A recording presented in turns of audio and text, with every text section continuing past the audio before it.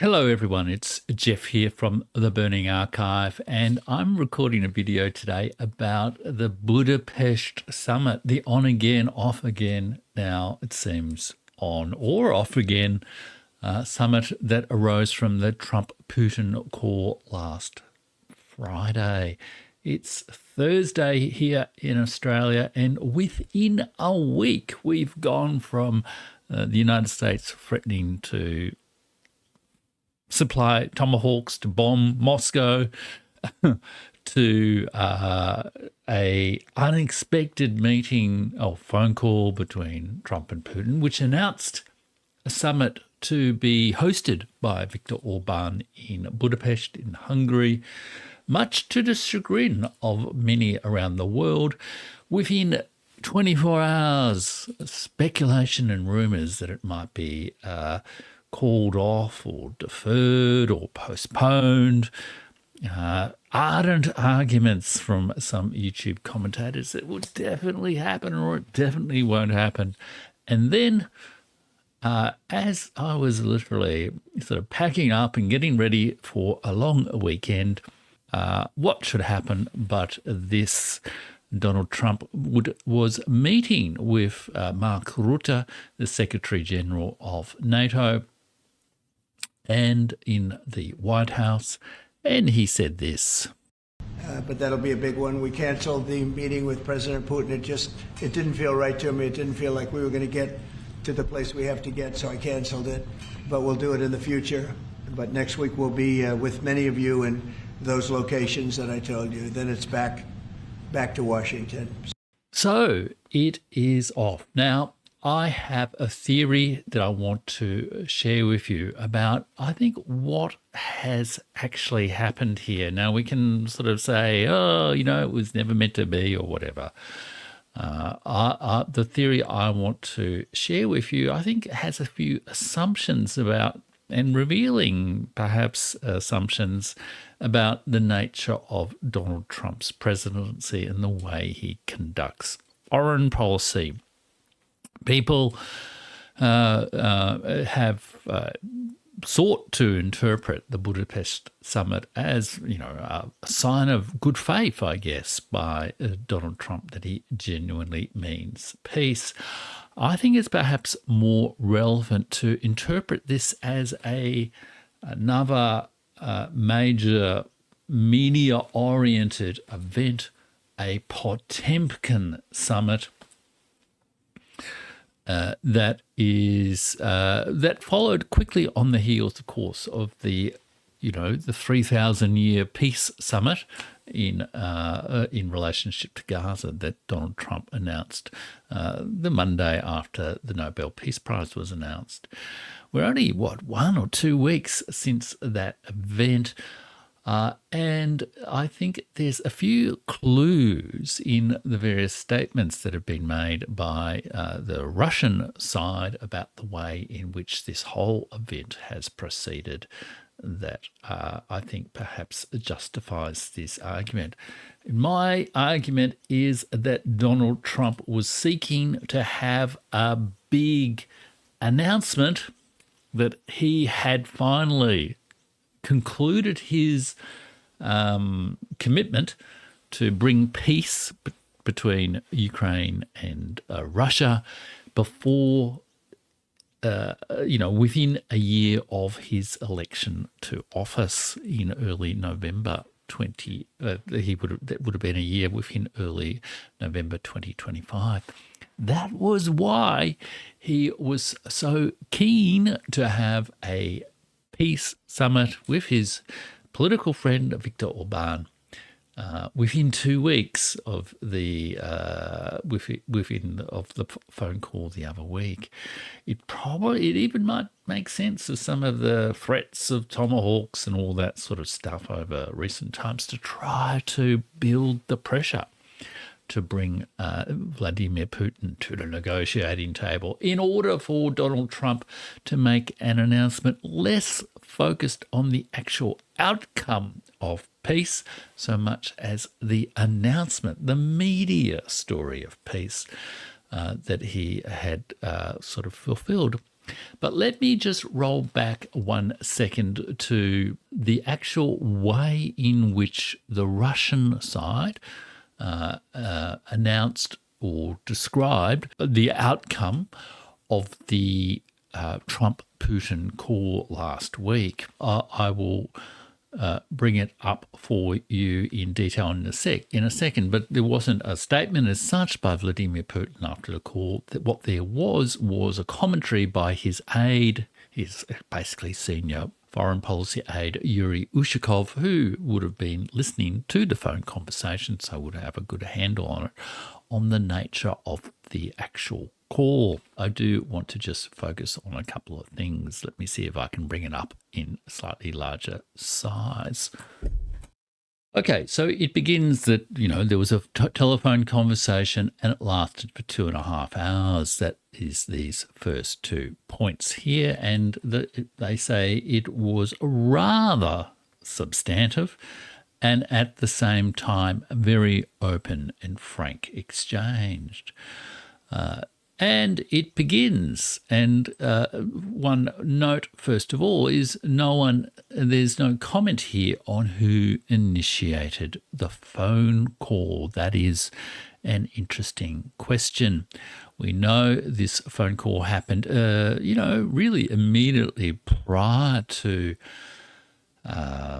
the meeting with President Zelensky and Trump, and indeed that Donald Trump sent out a social media post while he was on the phone call saying that he was on the phone call, which does perhaps give some sign that he was keen to publicize the fact that he was having this meeting. And then the initial thing is the initial comment is that our president started out by congratulating Donald Trump on his successful efforts to normalize the situation in the Gaza Strip. And the US president's peace work has been duly appreciated in the Middle East, in the US itself, and in most countries around the world. So let us just imagine, shall we, that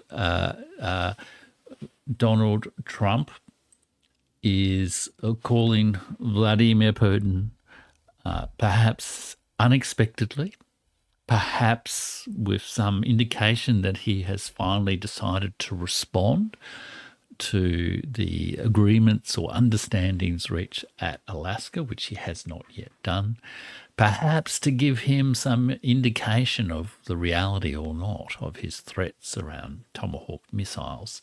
So Vladimir Putin receives the call. He knows that a big thing was made about the Gaza Peace Summit and the Russian president.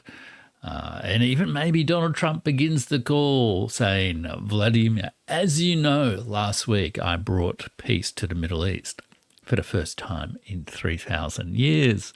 I said I would bring peace to Russia. I would end the Russia-Ukraine war in 24 hours. It's been almost a year since the election now. I am absolutely determined to do so. And Vladimir Putin responds, as we see here, by saying he congratulates Donald Trump on the successful efforts. He then also comments on the discussion or what Russia actually thinks about the nature of the peace agreement. I won't really focus on that, but it's clearly that was the initial kicking off point of the discussion. Donald Trump was not ringing Vladimir Putin to ask him, what his perspective on this was. He was perhaps really saying, I've done this deal, now I can do another deal. Then we get to this paragraph here, which says a special emphasis during the conversation was placed on the Ukraine crisis. Again, let's assume that means I want to get this solved now. I want to be able to say I met my commitment to end this war. And Vladimir Putin provided his detailed assessment of the current situation, stressing Russia's interest in a peaceful resolution through political and diplomatic methods, and perhaps, reinforcing, Donald, we did meet a few weeks ago back in Alaska, and isn't it time that you responded to my response to your special envoy, Stephen Witkoff's proposal? I'm sort of expecting an answer. I do feel there is some options for us to progress peace if we do it in those channels and do all the work that's necessary.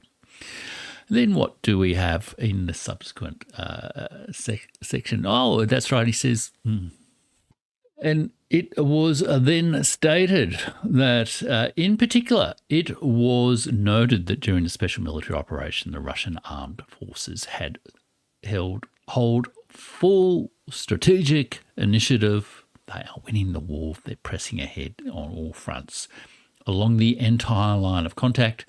Under these circumstances, the Kiev regime resorts to terrorist methods, attacking civilian targets and energy infrastructure facilities, to which we are forced to respond accordingly. In other words, Donald, I'm unimpressed by your threats about sending tomahawks. Don't be part of the terrorist Kiev operation. Then we have the key paragraph, which I think in some ways is one of the words I would use to make my case that this whole Budapest summit has been a media operation as much as anything by Donald Trump.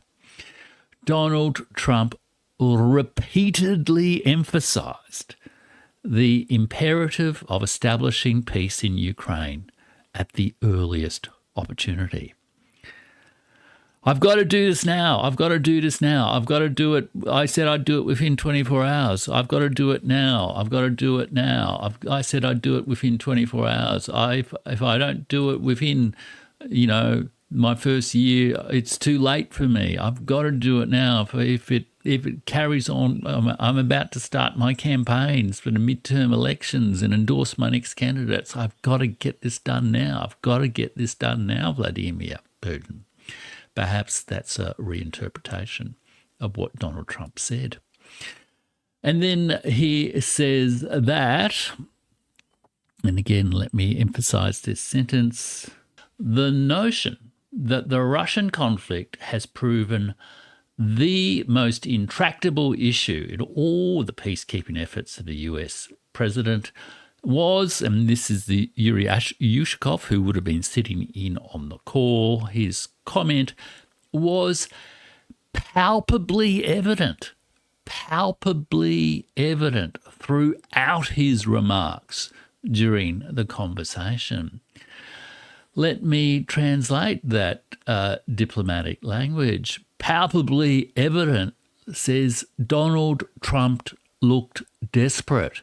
He is panicked about the time. He needs some sort of announcement right now. He's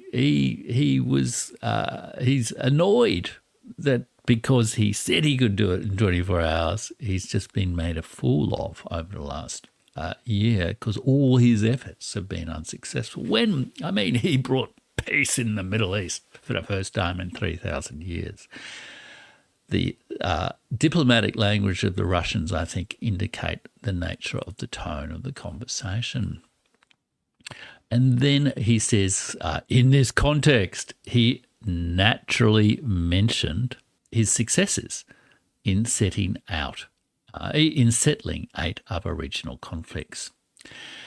And here it is, Yuri Ushakov also mentions it's noteworthy that one of the US president's key arguments centered on the premise that the resolution of the conflict in Ukraine would open up tremendous, and he stressed this, tremendous prospects for the development of US-Russian economic cooperation. I want to do a deal. I want to do a deal. I want to do a deal.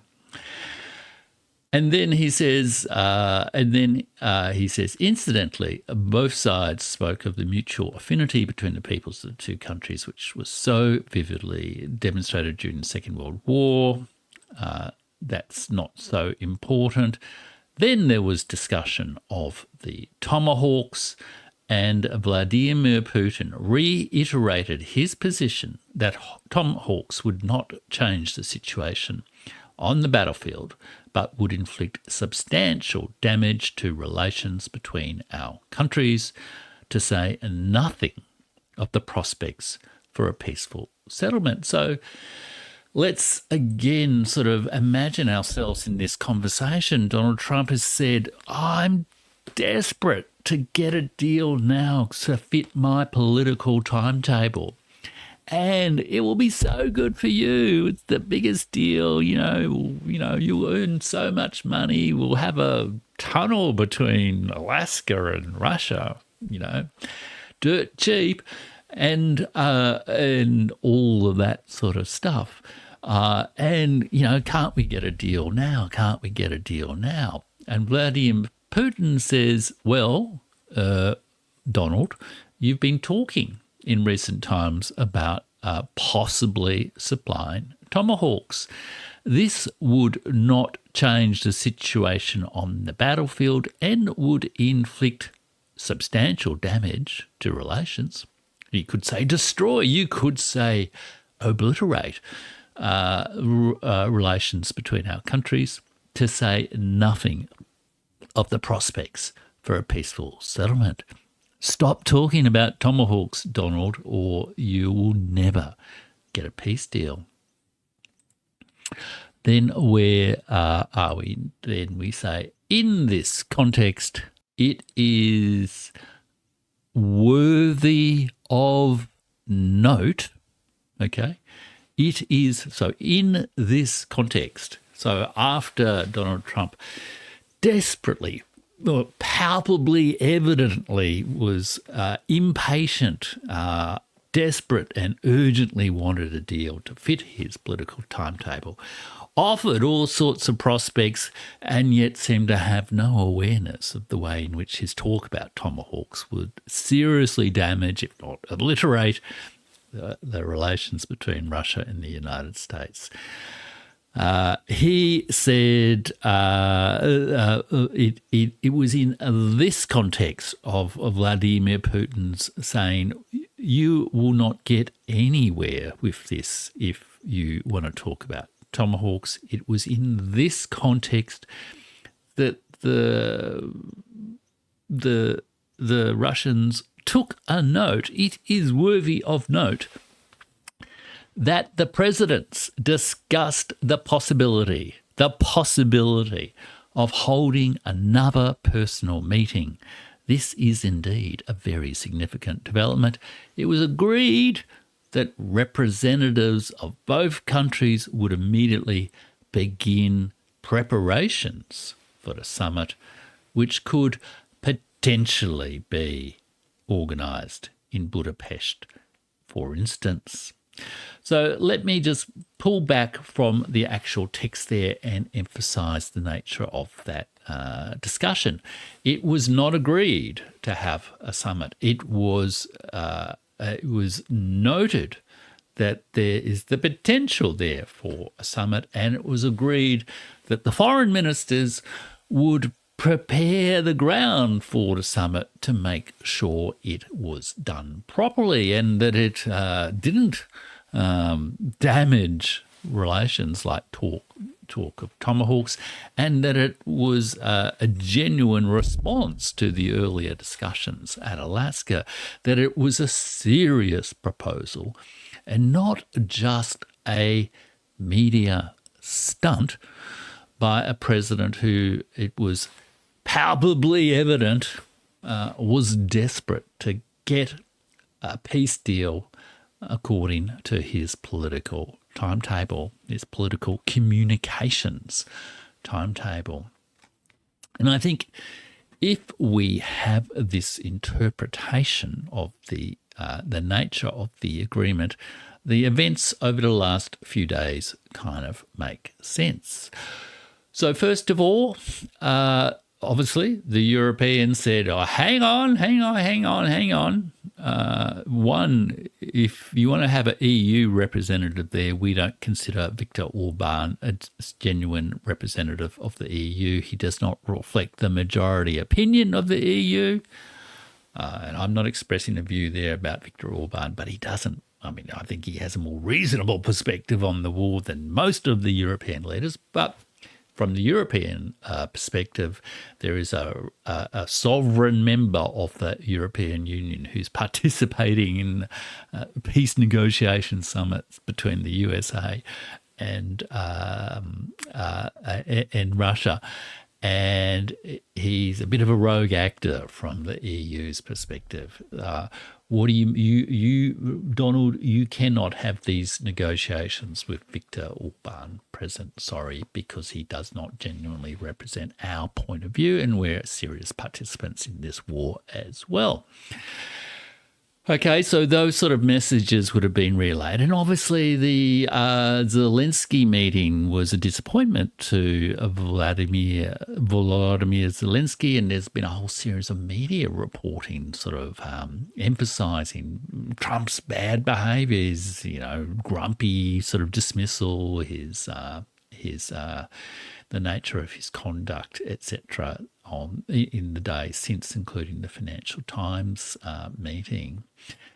And then, of course, we had a phone call, not a meeting, but a phone call between Marco Rubio and Sergei Lavrov, in which they discussed how to implement certain possibilities that arose from the discussion between the two presidents. There may have been more than just the discussion of the Budapest summit, but certainly putting that in place would have been important. Sergei Lavrov would have said, yes, we can hold this summit.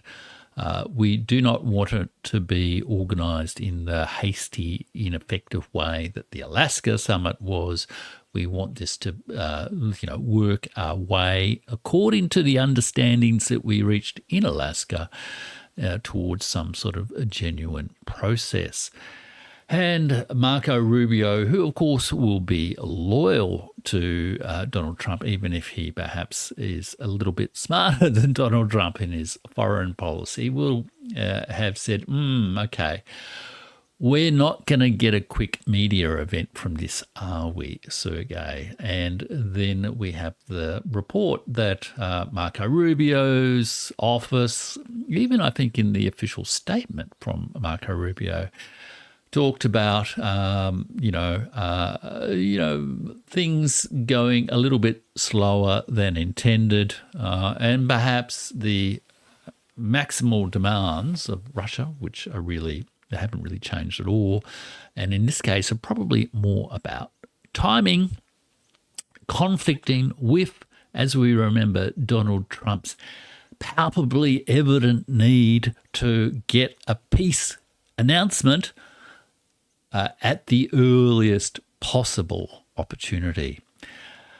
The Russians probably said, yes, we're happy to do this summit. No, we're not going to do it in a rush merely to get a media statement. We don't want to be part of something like the ridiculous 3,000-year Middle East summit. This is the security of our country that we're talking about here.